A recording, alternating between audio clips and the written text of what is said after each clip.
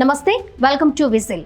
సమానత్వం, స్వాభిమానం, ప్రజాహితం అనే విలువలకు ప్రాధాన్యం ఇచ్చిన శాసకుడు. కుల వ్యవస్థ కట్టుబాట్లకు లోబడకుండా ప్రతిభ ఆధారంగా పదవులిచ్చి పరిపాలన సాగించాడు. తన రాజ్యాభిషేకం ద్వారా సామాజిక అడ్డంకులను సవాలు చేశాడు. అధికారాన్ని వంశం కాదు, సామర్థ్యమే నిర్ణయిస్తుంది అని చూపించిన శివాజీ సామాజిక న్యాయానికి ప్రతీకగా నిలిచిన నాయకుడు. ఈ అంశంపై కేంద్ర సాహిత్య అవార్డు గ్రహీత జీవశాస్త్రవేత్త doctor Devaraju Maharaj edit page నుంచి ఈ వీడియో లాగ్. రాజైన శివాజీకే వివక్ష తప్పలేదు. శివాజీని పట్టాభిషిక్తుణ్ణి చేయడానికి స్థానిక బ్రాహ్మణులెవరూ సహకరించలేదు. అప్పుడు దూర ప్రాంతం నుంచి ఒక బ్రాహ్మణుని పిలిపించారు. అతను కార్యక్రమం పూర్తి చేయించాడు. కానీ శివాజీ నుదుట తన కాలి బొటనవేలితో తిలకం దిద్దాడు. ఎందుకంటే రాజైన వాడు శూద్రుడు గనుక. మనుస్మృతి నిబంధనలు కఠినంగా అమల్లో ఉన్న ఆ కాలంలో శూద్రుడై ఉండి శివాజీ ఆయుధం చేపట్టాడు. జ్ఞాని అయ్యాడు. సర్వమత సహనంతో ప్రజల్ని సమభావంతో ఆదరించాడు. అంటరాని కులాల వారికి ఆయుధమిచ్చి వారిని సైనికులుగా తీర్చిదిద్దాడు. తమ రాజకీయ ప్రయోజనాల కోసం ఒక్కోసారి ఒక్కొక్కరిని తమ వారిగా ప్రచారం చేసుకోవడం బీజేపీ, ఆర్ఎస్ఎస్లకు కొత్తేమీ కాదు. వారిలో ఛత్రపతి శివాజీ ఒకరు. ప్రసిద్ధ మరాఠా నాటకం జాంటా రాజా కూడా శివాజీని ముస్లిం ద్వేషిగా చిత్రీకరించింది. అయితే ముస్లింల పట్ల, వారి మతం పట్ల శివాజీ ఎప్పుడూ ద్వేషభావం చూపలేదు అని చరిత్రకారుడు Sardesai new history of Marathas అనే తన పుస్తకంలో రాశాడు. సువిశాల సామ్రాజ్యాన్ని స్థాపించడమే శివాజీ ప్రాథమిక లక్ష్యంగా జీవితాంతం పోరాడాడు.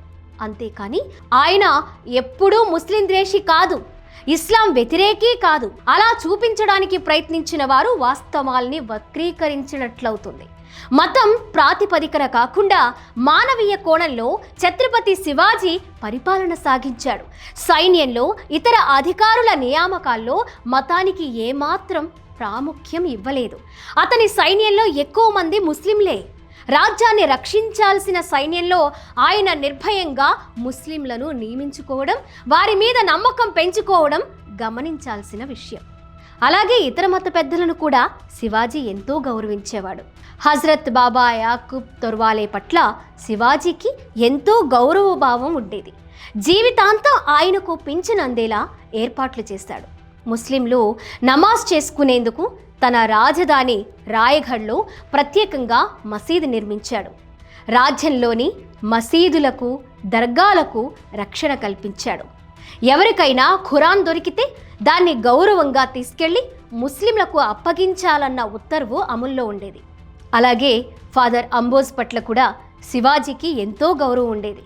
గుజరాత్ దాడిలో ధ్వంసమైన చర్చ్ పునర్నిర్మించడానికి భూరి విరాళం అందించాడు. యుద్ధ సమయంలో చేతికి చిక్కిన ఇతర మతాల మహిళల పట్ల, పిల్లల పట్ల దురుసుగా ప్రవర్తించరాదని సైన్యానికి ఆదేశాలుండేవి.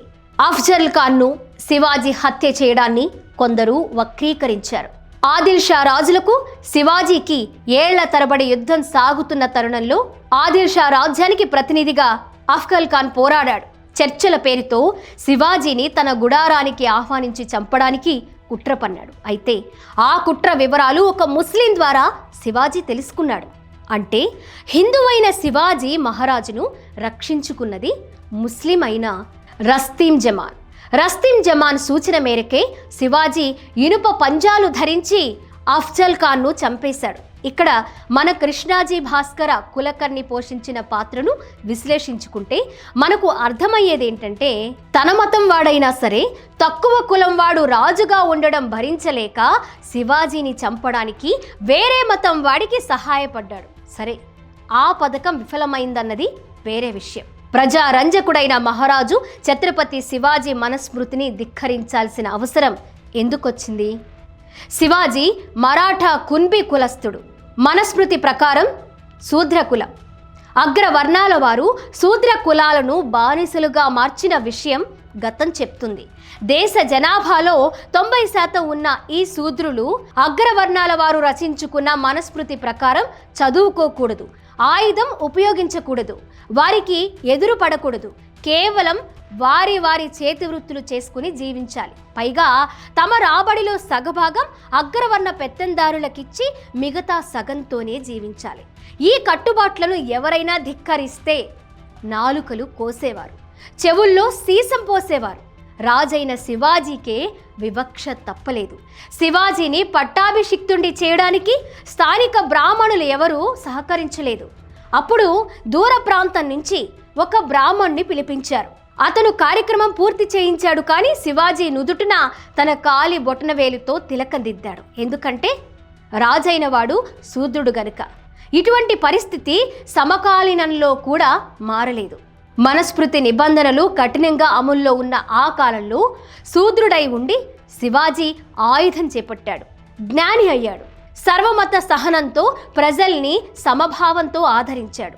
అంటరాని కులాల వారికి ఆయుధమిచ్చి వారిని సైనికులుగా తీర్చిదిద్దాడు.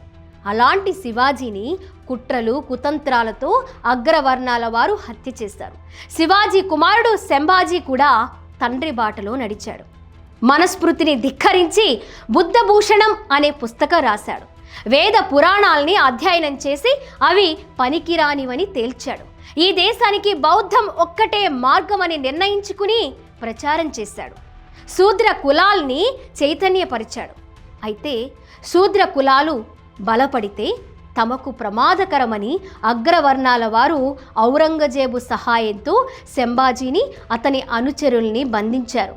మనుస్మృతిలో చెప్పినట్లు కళ్ళు పీకి చర్మం ఒలిచి నాలుక కోసి అతి క్రూరంగా హత్య చేశారు. శంభాజీ తలను అతని అనుచరుల తలలను కోసి వారి కత్తులకు గుచ్చి పూణేలో ఊరేగించారు. మమ్మల్ని ధిక్కరించి కుల ధర్మాన్ని ధిక్కరించిన వాడు చక్రవర్తి అయినా సరే వాడికి ఏ గతి పట్టిందో చూడండంటూ ప్రజల్ని భయభ్రాంతుల్ని చేశారు.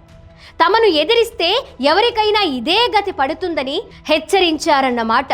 శంభాజీని ప్రోత్సహించిన అంటరాని వారికి తరువాత కాలంలో మూతికి ముంత, నడుముకు చీపురు వచ్చాయి. ఛత్రపతి శంభాజీ హత్యకు గురై చెంబులో కర్రలు పెట్టి ఊరేగించడం మహారాష్ట్రలో అది గుడిపడవ అనేది విశ్లేషకులు చెప్తున్న మాట.